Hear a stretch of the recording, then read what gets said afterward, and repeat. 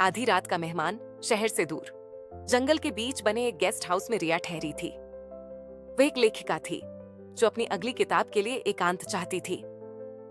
रात 12 बजे तेज बारिश और आंधी के बीच दरवाजे पर जोर से दस्तक हुई। रिया ने डरते डरते दरवाजा खोला। एक अजनबी भीगा हुआ, सांस फूलती हुई, हाथ में एक पुराना लेदर बैग पकड़े खड़ा था। अजनबी: मैडम, मैं यहाँ पास में कार खराब होने के कारण फंस गया हूँ, क्या रात भर यहाँ रुक सकता हूँ? रिया थोड़ी हिचकिचाई, लेकिन उसे अंदर बुला लिया। कमरे में आते ही अजनबी ने चारों तरफ नजर दौड़ाई, जैसे कुछ तलाश कर रहा हो। उसका नाम अरमान था।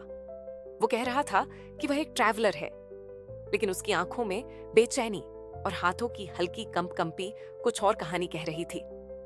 रिया ने हल्की बातचीत शुरू की और पता चला कि अरमान को बारिश से बेहद लगाव है। बारिश में अतीत की आवाजें सुनाई देती हैं, उसने कहा।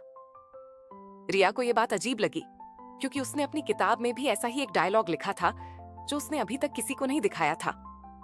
रात बढ़ती गई, बाहर तूफान और तेज हो गया। अचानक लाइट चली गई। अंधेरे में रिया ने महसूस किया कि अरमान बहुत करीब खड़ा है। रिया, तुम मुझे देख क्यों रहे हो ऐसे अरमान? क्योंकि मैं तुम्हें आखिरी बार देखना चाहता हूं। रिया के हाथ पांव ठंडे पड़ गए। उसने जल्दी से मोबाइल टॉर्च ऑन की और देखा कि अरमान के बैग से खून के धब्बे वाले पुराने कागज झांक रहे थे। रिया ने धीरे से पूछा, ये क्या है? अरमान मुस्कुराया।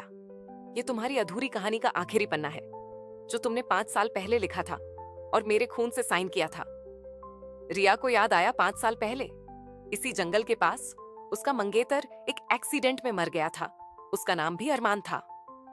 रिया पीछे हटने लगी, लेकिन दरवाजा अपने आप बंद हो गया।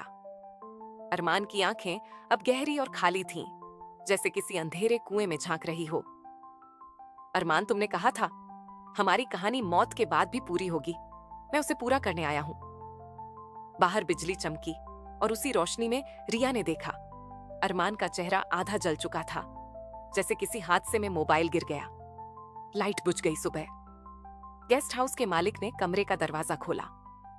कमरा खाली था, लेकिन टेबल पर रिया की नोटबुक पड़ी थी, जिसमें आखिरी लाइन लिखी थी, हम मिल चुके हैं, अब कभी जुदा नहीं होंगे।